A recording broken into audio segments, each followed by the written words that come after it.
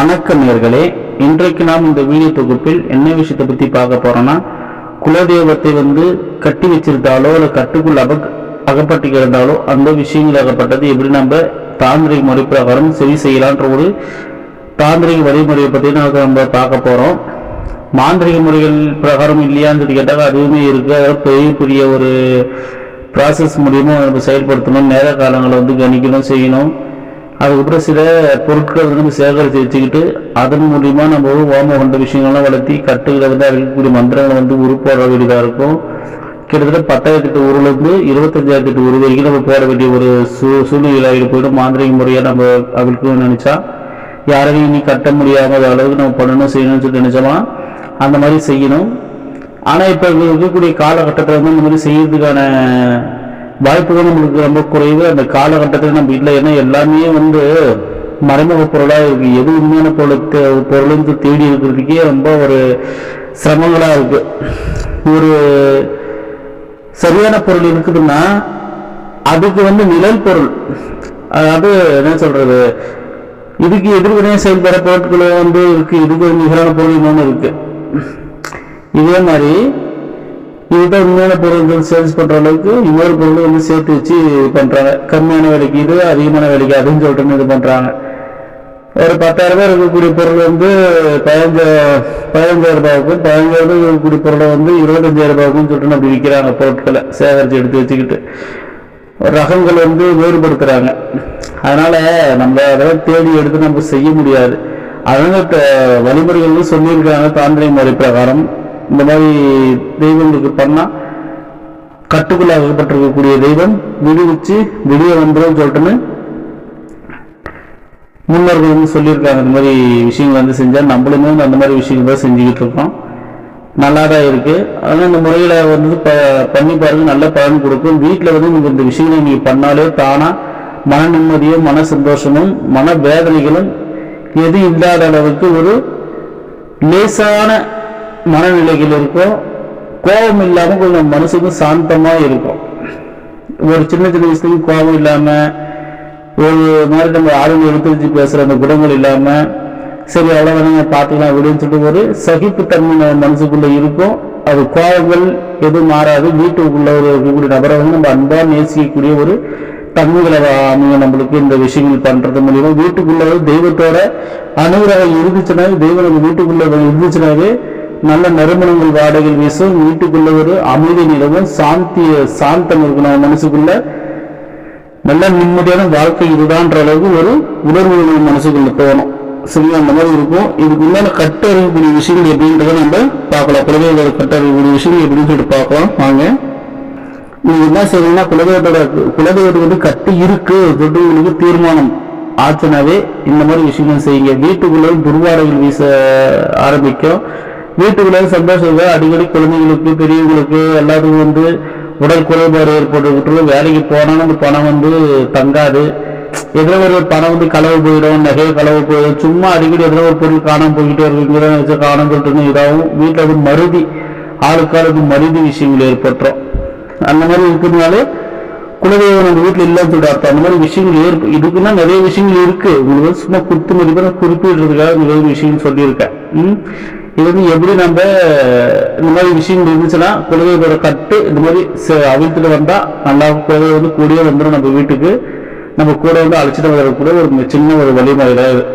சரியா, ஒன்றும் இல்லை, நீங்க நேராக கோயிலுக்கு போங்க. உங்க குலதெய்வத்துக்கு கோயிலுக்கு போங்க. போயிட்டு நீங்க பண்ணீங்களா, பொங்கல் வச்சு பூசை கொடுப்பீங்களா, அந்த மாதிரி பூசையில கொடுத்துக்குங்க. குலதெய்வத்துக்கு மெயினா நெய் தீபம் விட்டு விளக்கேற்றுங்க. அப்புறம் பால் அபிஷேகம், பன்னீர் அபிஷேகம், இளநீர் அபிஷேகம், தேன் அபிஷேகம் இந்த மாதிரி பண்ணுவீங்க இல்லையா, அந்த மாதிரி அபிஷேக விஷயங்கள் பண்ணுங்க. அதுக்கப்புறம் பன்னீர் அபிஷேகம் பண்ணுங்க. அப்புறமா தண்ணீரை தெய்வத்தை நம்ம தண்ணீர், தூய தண்ணீர் நீர் எப்படி நம்ம சுத்திகரிக்கிறதுன்னு சொல்லியிருக்கோம் பார்த்தீங்களா.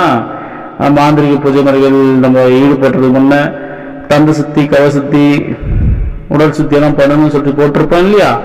அந்த மாதிரி விஷயங்கள் பிரகாரம் இந்த தண்ணியை எப்படி சுத்தி பண்றது எடுத்து தண்ணி சுத்தி பண்ணி தெய்வத்துக்கு அபிஷேகம் பண்ணீங்க. அதுக்கப்புறம் நீங்க பூசைகள் கொடுத்து தெய்வத்துக்கு கற்பூர விஷயங்கள் காட்டிட்டு குலதெய்வத்துக்கு எதிர்த்தாப்புல வந்து மண் இருக்கு இல்லையா, குலதெய்வ கோயில் இப்போ காரை போட்டிருப்பாங்க, அந்த எல்லையில இருக்கக்கூடிய மண் வந்து எடுத்துக்கீங்க. ஏன்னா இரவுல வந்து குலதெய்வ அந்த தெய்வமாகப்பட்டது நடமாடுறப்ப தெய்வத்தோட காலடி வந்து அந்த மண்ணில் பட்டிருக்கும். ஏன்னா இது மூட நம்பிக்கை இருக்கக்கூடிய நபர்களுக்கு வந்து புரியாது. மூட நம்பிக்கை இல்லாம இருக்குன்னு சொல்லல, தெய்வ நம்பிக்கை இல்லாத நபர்களுக்கு வந்து இது வந்து புரியாது. சரிங்களா? ஏன் மூட நம்பிக்கை அது இதுன்னு சொல்லிட்டு இது பண்ணுவாங்க. தெய்வ நம்பிக்கை இருக்கக்கூடியவங்களுக்கு மட்டும் இந்த மாதிரி விஷயங்களாகப்பட்டு பொருந்தும். பண்ணி பாருங்க, நல்லதே கொடுக்கும். அந்த தெய்வங்களாகப்பட்டு நடமாடி இருக்கும். அந்த இடத்துல ஒரு கைப்பிடி மண் எடுத்துக்கோங்க. மண் எடுத்துக்கிட்டு நீங்க வந்து மண் எடுத்துக்கிட்டு வரும்போது அப்படியே வரக்கூடாது. ஒரு சின்ன ஒரு களையம் எடுத்துக்கோங்க, மண் களையம் எடுத்துக்கிட்டு அது மண் களையத்துல வந்து இந்த மண்ணு போட்டு வச்சுக்கோங்க. போட்டு வச்சு அது நிறக்க தண்ணி வைப்புங்க. தண்ணி நீங்க குடிக்கிறீங்களா தண்ணி, இந்த மேல் வாட்டராக இருக்கக்கூடாது. கிணறு தண்ணியாக இருந்தாலும் சரி, இல்லை ஆற்று தண்ணியாக இருந்தாலும் சரி, இல்லை போர் தண்ணியாக இருந்தாலும் சரி, மேல் வாட்டரில் கெமிக்கல் தண்ணியும் சேர்க்கக்கூடாது. போட்டு நீங்க எடுத்து இல்லைன்னாக்கா கடையில வந்து கங்கா தீர்த்தம் சொல்லி விற்கிறாங்க நாட்டு மருந்து கடையில, அது கூட வாங்கிக்கிங்க. அப்புறம் பாட்டில் ஒரு ரேட்டு வந்து தெரியலையா, 30 ரூபா 40 ரூபா சொல்லுவாங்க கங்கா தீர்த்தம், அது வாங்கிக்கிங்க. அப்படியே கொஞ்சம் பேர் பன்னீர் அதில் ஊற்றிக்கிங்க. அதை ஊற்றி எடுத்து கலக்கி எடுத்துக்கிட்டு நேராக வீட்டுக்கு வாங்க. வீட்டுக்குள்ள வந்தோடனே நீங்க வீட்டுக்குள்ள போயிடக்கூடாது. நீங்க என்ன பண்றீங்கன்னா, இது வந்து முதல் வழிமுறை. இது என்ன பண்றீங்க, வீட்டு வாசல் முழுக்க இந்த தண்ணியை வந்து தெளிச்சு விடுங்க. உங்க குலதெய்வத்தோட கோயில் எடுத்தது மண்ணை கரைச்சி வீட்டு முழுக்க வாசல் முழுக்க தெளிச்சு வைங்க. தெளிச்சு விட்டுட்டு வாசல் உள்ள வரைக்கும் போங்க. வீட்டு உள்ள போகக்கூடாது, வீட்டு வாசல் வரைக்கும் தெளிச்சு விடுங்க. தெளிச்சு விட்டுட்டு அங்க என்ன பண்றீங்க, நீங்க அங்கேயே அந்த தண்ணி மிச்சக்கூடிய தண்ணியை வச்சுட்டு ஒரு தேங்காய் ஒண்ணு ஒடிங்க. சரிங்களா? தேங்காய் ஒண்ணு ஒடிச்சு சூரத்தேங்காய் போடும் பார்த்தீங்கன்னா, அந்த சூரத்தேங்காய் மாதிரி போட்டு அங்கே ஒரு கற்பூர ஊதுபத்தி சாதம் கொளுத்தி வச்சுட்டு கும்பிடுங்க. கும்பிடுட்டு அந்த தண்ணியோட பின்னோக்கி நீங்க வந்து இப்ப முன்னாடி எப்படி தெளிச்சுட்டு போயிருப்பீங்க, வாசப்படி தாண்டி போகும்போது பின்னோக்கி வெளியே போகணும். வீட்டுள்ள பின்னோக்கி தண்ணி தெளிச்சுக்கிட்டு அப்படியே போகணும். தெளிச்சுட்டு பூஜை ரூம் வரைக்கும் போயிட்டு அந்த களையம் இருக்கு இல்லையா, நீங்க தண்ணி தெளிச்ச களையம், அந்த களையத்தை வந்து பூஜை ரூம்ல வச்சிடணும். வச்சுட்டு உங்க பூஜை நீங்க வந்து குலதெய்வத்துக்கு வீட்டுல வந்து வச்சு அந்த கலையத்துக்கு பூஜை பண்ணிட்டு உங்க எல்லாரும் மேலேயும் தெளிச்சுங்க. வீட்டுல தெளிச்சுக்குங்க, உங்க வீட்டுல இருக்கவங்க எல்லாருமே தெளிச்சுக்குங்க. தெளிச்சுட்டீங்கன்னாக்க குலதெய்வம் அன்னையிலிருந்து உங்க வீட்டுள்ள வர ஆரம்பிச்சிடும். இருக்கக்கூடிய பிரச்சனைகள் எல்லாமே வெளியே போயிடும். குலதெய்வமாகப்பட்டது வீட்டுள்ள தங்கி இருக்கும். இந்த முறைப்பாக நம்ம வந்து செய்யறதுக்கு முடியல, இது என்னங்க பண்றது, வேற வழிகள் எதுவும் இருக்கா என்ன எதுன்னு சொல்லி கேட்டீங்கன்னாக்க நீங்க ஒண்ணும் பண்ணாதீங்க. இன்னொரு வழிமுறை இருக்கு. வீட்டுக்கு முன்னால வந்து ஒரு 3 தேங்காய் வந்து அடுக்குங்க. ஒண்ணு போய் வரிசை வைங்க. தேங்காய் வந்து கீழே சாஞ்சிடாம நிக்கி வைக்கணும். படுகை வைக்கூடாது, நிக்கி வைக்கணும். குடுமி இருக்கக்கூடிய தேங்காவை எடுத்துக்கங்க. குடுமி இருக்கக்கூடிய தேங்காவை எடுத்து நிக்கி வச்சுக்கோங்க. நிக்க வச்சுக்கிட்டு 3 தேங்காய் வரிசை நிக்க வச்சுக்கிட்டு அது வந்து குலதெய்வத்தை நினைச்சு பூஜை பண்ணுங்க. பூஜை பண்ணிட்டு என்ன செய்றீங்கன்னா, ஒரு தேங்காவை எடுத்து வீட்டு வாசல்ல ஒடிங்க. குலதெய்வத்தை வந்து வீட்டு உள்ள வர வைக்கிறதுக்குன்னு ஒரு வழிமுறையை சொல்லிட்டு இருக்கேன். அவங்க எங்கே போயிட்டு அறிஞ்சு சொல்ல நினைக்காதீங்க. இது வந்து முதல் வழிமுறையை சொல்லிட்டு இது 2வது வழிமுறை. முதல்ல இருக்கக்கூடிய தேங்காவை எடுத்து உங்க வீட்டு வாசல்ல வந்து ஒடிங்க. மனசார நினைச்சு ஒடிங்க. குலதெய்வமாகப்பட்டது வீரபத்திரனும் செல்லியம்மனும் இசைக்கியம்மனும் பெரியாண்டிச்சோ முத்துமாரியம்மனும் முனியப்பனும் கருப்பு சுவாமி ஏதோ ஒரு குலதெய்வமா இருக்கும் இல்லையா, அந்த குலதெய்வத்தை மனுஷாச்சு கட்டில இருந்து அகப்பட்டிருந்தா விலகி என்னுடைய இடத்துக்கு வாப்பா, என்னுடைய எல்லைக்கு வாப்பா, என்னுடைய வீட்டுக்கு வா, என்னுடைய வீட்டுல வந்து எங்களை காப்பாற்றி எங்களை வழி நடத்து, எங்களை சந்தோஷமா இருக்கிற அனுபவத்தை புரிஞ்சு சொல்லிட்டு முதல் தேங்காவை எடுத்து அதுக்கு பூஜை பண்ணி எடுத்து ஒடிங்க. 2வது தேங்காவை எடுத்துட்டு போயிட்டு முச்சந்தி இருக்கு பார்த்தீங்களா, ஏதோ ஒரு முச்சந்தி பகுதி, அந்த இடத்துல போயிட்டு ஒடிங்க. இன்னொரு தேங்காவை எடுத்துட்டு குலதெய்வத்தோட கோயிலுக்கு போயிட்டு குலதெய்வத்தோட கோயில போயிட்டு ஒடிங்க. அங்க ஒடிச்சிட்டு வந்துட்டு வீட்டுல வந்து குலதெய்வத்துக்கு நினைச்சு நீங்க அங்க ஒடிச்சிட்டு அங்க குலதெய்வத்து கோயில போய் தேங்காய் ஒடிச்சுட்டு அங்க குலதெய்வத்துக்கு பூஜை பண்ணிட்டு மீண்டும் வந்து வீட்டுல வந்து பூஜை பண்ணீங்கன்னாக்க நல்லா வேலை செய்யும். நல்லா ஒரு குலதெய்வம் உங்க பின்னாலே வந்துடும். உங்க பின்னாலே வந்துட்டு அங்க கோயில் இருக்காதுன்னு கேட்காதீங்க, கோயிலே இருக்கும். அது சக்தியாகப்பட்டது நம்மளுக்கு கூட வந்து துணையா இருக்கும். நம்ம எதுக்காக நம்ம பிள்ளை நம்ம கூப்பிடுறோம், நம்ம குலதெய்வத்தோட வரவைக்கு தாந்திரிக முறைதான் இது. நம்ம பிள்ளை நம்ம கூப்பிடுறான்னு பின்னாலே வரும். வந்துட்டு நம்ம ஒரு கோரிக்கை என்ன எழுதி அப்படின்னு நம்ம வந்து தெய்வத்தை வந்து ஒரு முறை நம்ம பூஜைகள் செஞ்சா போதாது.